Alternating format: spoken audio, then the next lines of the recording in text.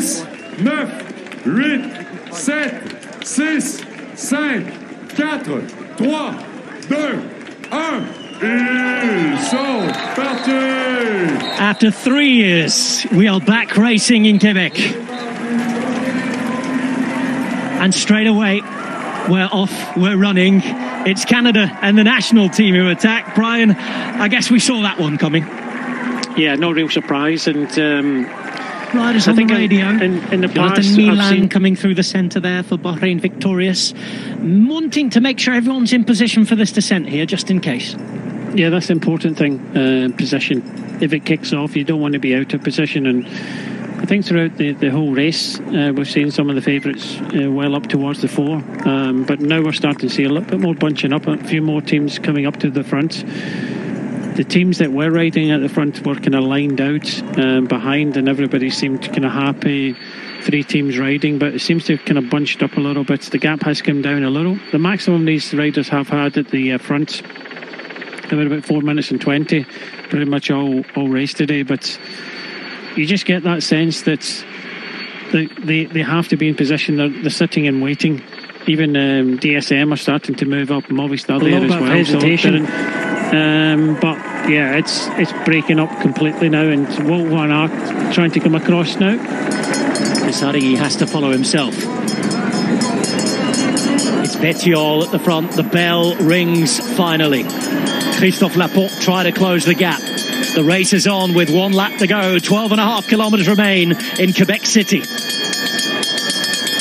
You can see Christophe Laporte. He knows in the radio that Wout van Aert's coming, and that's why he's going now. He's putting the big pressure on, and Greg van Avermaet, former winner here, is left wanting, and so is many of the other riders. When Wout van Aert is the favourite, and you see he's the favourite, but you don't have the legs to go with it, then there's nothing else you can do. Coming inside the final kilometre. But the thing is, for Michael Matthews, he knows how to win this race. He's done it twice. He knows how to ride this sprint, and he's choosing to use Wout van Aert and Jumbo-Visma to his advantage. Mohoric now moving up too on the right as we look at it. Paulus moving back into position as well. They all watch, they all wait, and that's a great job done by Tosh van der Sande. Here we go. But as soon as that control goes, it's left down to Kuznefroy to have a go, and those who can, the chase. Bardet is doing that as well as he can.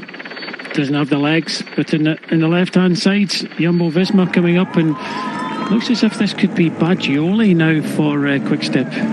Baggioli's been hanging around in the group. Kuznefroy, with 2 kilometres to the finish, has put in a big move there. He has a little bit of gap, but some of the big favourites wait, keep their powder dry. Laporte, I think, for Jumbo-Visma trying to close this, and he needs to do so because Van der Poel gets away here, he's gone. Only 1.7 kilometres to go. Bernal will be sitting back in that bunch. He's hanging on here, isn't he? But it's the effort he's making now. When he turns right into that last kilometre and it rises all the way up, that's where he's going to feel the legs. We wait, we watch. There's a UAE rider in there. Remember, Ulissi in that team as well as Pogacar today. And 1.3 Ks from the line. It goes uphill once more. It's still got to go downhill once again before they get that final climb to the line. And Benoit Kuznefroy is riding brilliantly today.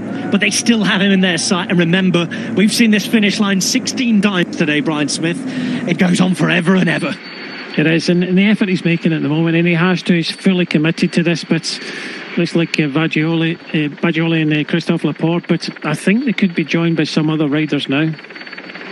Demarche sending a rider up towards the front. Biniam Girmay, by the way, sitting back in the group alongside Van Aert, alongside Matthews.